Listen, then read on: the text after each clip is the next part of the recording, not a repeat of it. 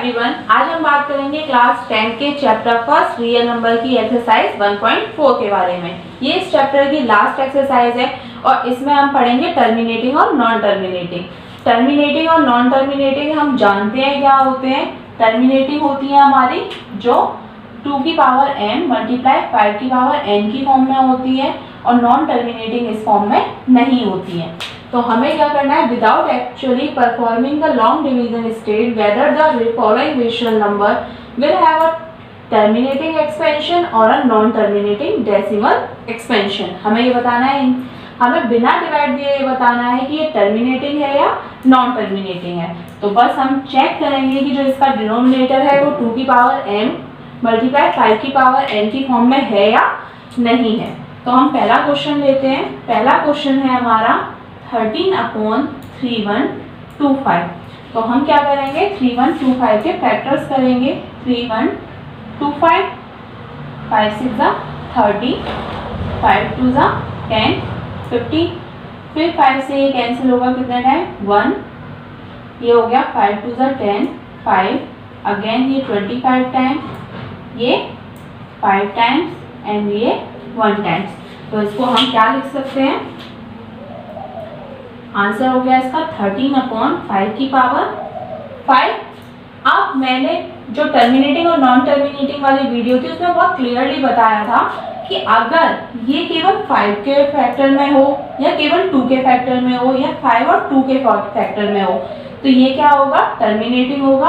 और अगर इनके साथ 5 और 2 के साथ कोई और नंबर आता है तो वो क्या होगा, नॉन टर्मिनेटिंग की फॉर्म में। तो ये क्या है, 13/5 की power 5 is in the form of 2 की पावर m multiply 5 की power n, so it is terminating expansion। ठीक है, इसका टर्मिनेटिंग एक्सपेंशन होगा। वैसे भी हम एक चीज तो बहुत ढंग से जानते हैं, जब हमने एक्सपोनेंट वाला चैप्टर किया था कि 2 की पावर m मल्टीप्लाई 5 की पावर n। चलो 5 की पावर 5 है लेकिन 2 नहीं है तो हम 2 की पावर 0 ले सकते हैं ना, अपनी तरफ से ऐड कर सकते हैं, क्या दिक्कत है। तो बन गया ना इस फॉर्म में। इसी तरीके से जो हमारा सेकंड क्वेश्चन है, सेकंड क्वेश्चन क्या है हमारा, 17/8। अब 17/8 को अगर हम तोड़ेंगे तो ये क्या हो जाएगा, 17/2 की पावर 3। अगर ये 2 की पावर 3 है तो इसमें 5 की पावर 0 का मल्टीप्लाई कर दे, कोई दिक्कत थोड़ी ना है। तो ये क्या हो गया, फिर से 2 की पावर m और 5 की पावर n की फॉर्म में। तो हम क्या लिख सकते हैं, it is terminating expansion.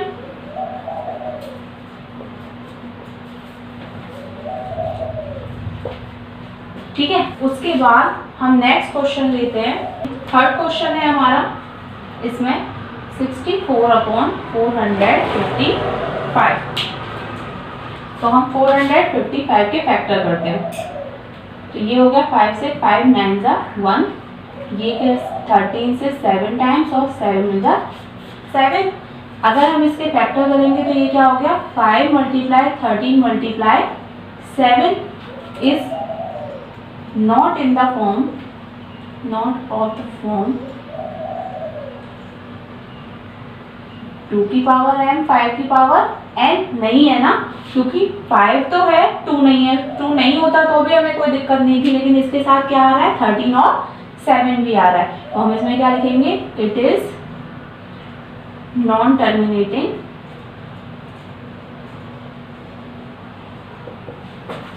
Decimal expansion.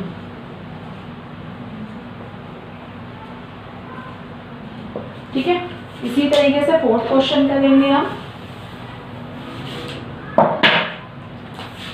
Fourth question है हमारा 15/1600। ठीक है, इसे कैसे हम तोड़ सकते हैं, 15/16 मल्टीप्लाई 100 और इसको क्या लिख सकते हैं हम, 15/16 को क्या लिख सकते हैं, 2 की पावर 4 और इसको 10 की पावर 2। इसको क्या कर रहे हैं आप, 15/2 की पावर 4 इंटू इसको क्या लिख सकते हैं, 2 मल्टीप्लाई 5 की पावर 2, यानी ये क्या हो गया, 15/2 2 की पावर 4 मल्टीप्लाई 2 की पावर 2 मल्टीप्लाई 5 की पावर 2। ये हो गया हमारा 15 अपॉन 2 की पावर 6 और 5 की पावर 2। ये किस फॉर्म में बन गया हमारा? 2 की पावर m 5 की पावर n, ठीक है, इज इन द फॉर्म 2 की पावर m मल्टीप्लाई 5 की पावर n। तो हम क्या लिखेंगे? It is terminating expansion. इसी तरीके से हम सारे क्वेश्चंस करेंगे। ये हो गया हमारा क्वेश्चन नंबर 5। क्या है हमारा क्वेश्चन नंबर 5 है हमारा 29/343। अब हम सब जानते हैं कि ये जो 343 होता है ये किसका क्यूब होता है? 7 का क्यूब होता है। तो ये अगर 7 का क्यूब है, ना इसमें 3 है और ना इसमें 2 है, ना इसमें 5 है, तो ये क्या है? इट इज नॉन टर्मिनेटिंग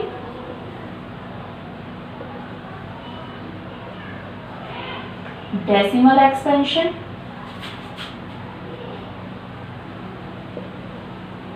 ठीक है, अब क्वेश्चन नंबर 6। क्वेश्चन नंबर 6 है हमारा 23/2 की पावर 3 मल्टीप्लाई 5 की पावर 2।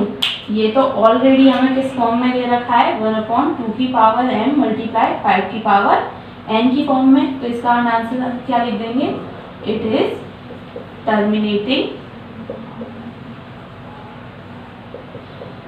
एक्सपेंशन। नेक्स्ट क्वेश्चन है question number 7।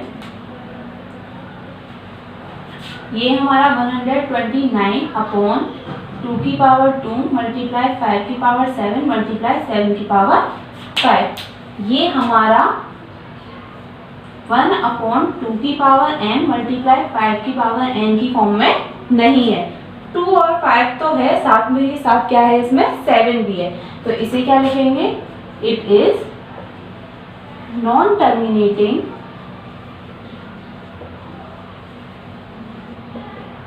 Decimal expansion.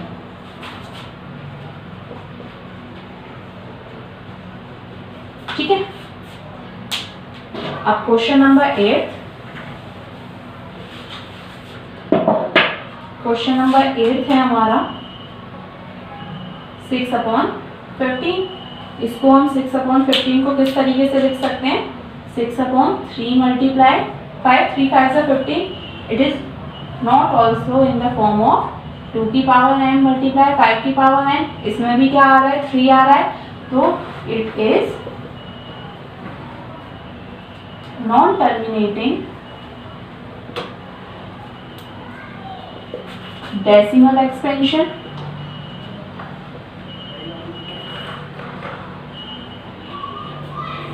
Next question है क्वेश्चन नंबर 9।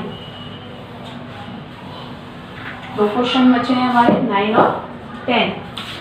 क्वेश्चन नंबर 9 है हमारा 35/50। अब इसे कैसे तोड़ेंगे हम? 35/50 को क्या लिख सकते हैं? 5 मल्टीप्लाई 5 मल्टीप्लाई 2। ये क्या हो गया? 35/5 की पावर 2 और 2 की पावर 1। किस फॉर्म में बन रहा है? 1/2 की पावर m मल्टीप्लाई 5 की पावर n की फॉर्म में। तो ये क्या है? It is terminating expansion. और लास्ट जो क्वेश्चन है क्वेश्चन नंबर 10। ये है हमारा 77/210। अगर इसके डेसिमल के फैक्टर हम करेंगे तो ये हो जाएगा 77/7 मल्टीप्लाई 3 मल्टीप्लाई 2 मल्टीप्लाई 5, जो क्या है? 1/2 की पावर m मल्टीप्लाई 5 की पावर n की फॉर्म में नहीं है, यानी इट इज नॉन टर्मिनेटिंग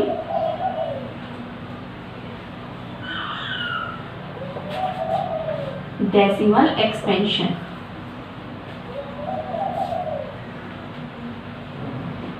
ठीक है, ये हो गया हमारा क्वेश्चन नंबर 1। अब हम देखेंगे क्वेश्चन नंबर 2। क्वेश्चन नंबर 2 है हमारा write down the decimal expansion of those rational number जो क्वेश्चन नंबर हमने फर्स्ट किया था उन्हीं क्वेश्चंस का क्या करना है, जो टर्मिनेटिंग फॉर्म में थे उनको क्या करना है, उनका आंसर लिखना है। ठीक है, तो हम क्या करेंगे, जैसे हमारे पास पहला क्वेश्चन है, फर्स्ट क्वेश्चन है हमारा 13/3125। हम इसके फैक्टर करेंगे, सबके पास फैक्टर हो रहे होंगे फर्स्ट क्वेश्चन में। तो 3125 इसके करेंगे हम, तो ये हो जाएगा 5, ये 5 6 5 2 ये 5। तो सबको याद ही होगा ये कितने टाइम्स गया था हमारा, 5 टाइम्स। तो इसका आंसर क्या आएगा, 13/5 की पावर 5। अब अगर चाहो तो इसका डिवाइड देके आंसर निकाल लो, या दूसरा तरीका क्या है जो मैंने टर्मिनेटिंग और नॉन टर्मिनेटिंग वाले वीडियो में बताया था, कि ये जितनी संख्या है हमारी, जैसे 5 की पावर 5 है, तो यहाँ 2 की पावर 5 का भी मल्टीप्लाई कर दें, और यहाँ पर क्या कर दें 2 की पावर 5, क्योंकि मल्टीप्लाई दोनों साइड पे ही होगा, न्यूमरेटर और डिनोमिनेटर से। तो ये हो गया हमारा 13 मल्टीप्लाई 2 की पावर 5 क्या होता है 32, और ये हो गया हमारा 5 मल्टीप्लाई 2 की पावर 5। तो इसे क्या लिख सकते हैं, इसका मल्टीप्लाई अगर हम करेंगे 32 मल्टीप्लाई 30 6 9 2 3, ये हो गया 416, और ये हो गया 10 की पावर 5। अब 10 की पावर 5 का मतलब क्या हो गया, 416 अपॉन 1 के आगे 50, यानी इसका जो आंसर आएगा वो क्या आएगा 0.00416। इसका डिवाइड इसमें नहीं, तो आंसर क्या आएगा 0.00416। अब जो नेक्स्ट क्वेश्चन है, क्वेश्चन नंबर सेकंड देखते हैं। ये है हमारा 17/8।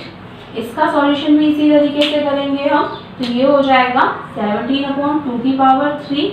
यहाँ 5 मिसिंग है, तो 5 की पावर 3 का मल्टीप्लाई कर दें दोनों साइड पर।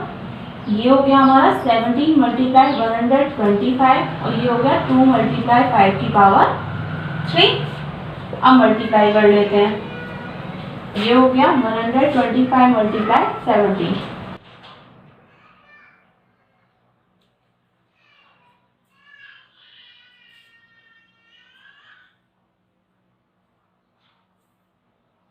ये हो गया हमारा 2125 अपॉन 10 की पावर 3, जिसको हम क्या लिख सकते हैं 2125 अपॉन 1000।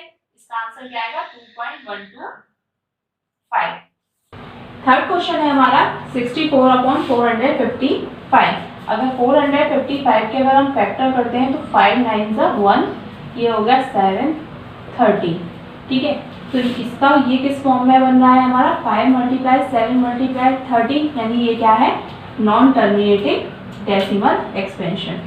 ये हो गया नॉन टर्मिनेटिंग, और उसने क्वेश्चन में हमसे सिर्फ क्या कहा है कि हमें टर्मिनेटिंग का आंसर निकालना है, नॉन टर्मिनेटिंग वाली संख्याओं का नहीं निकालना है।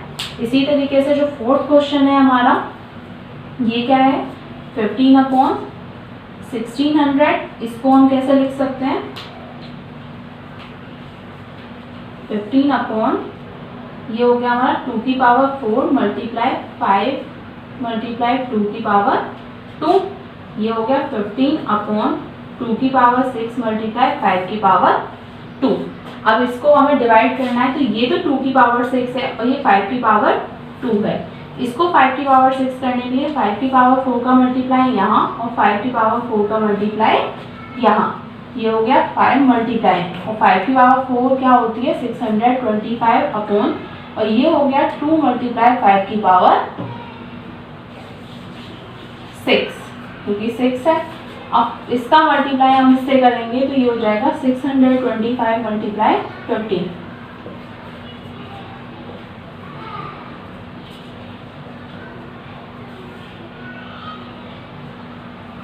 ये हो गया हमारा 9375 अपॉन 10⁻⁶। तो हम कितनी संख्या बाद यहाँ पॉइंट लगा दें, इसमें 6 संख्या के बाद 4 तो ये है हमारी, 3 9 2 और लेकर आगे पॉइंट लगा देते हैं। इसका आंसर क्या हो गया हमारा 0.00937। क्वेश्चन इसी तरीके से क्वेश्चन नंबर 5 क्या हो गया हमारा, ये नॉन टर्मिनेटिंग हो गया, और इसी तरीके से हमने बाकी के सारे क्वेश्चंस को सॉल्व कर लिया, जैसे बाकी के 4 क्वेश्चन सॉल्व किए थे। तो ये हो गई एक्सरसाइज हमारी 1.4 कंप्लीट, और हमारा chapter first real number complete हो गया।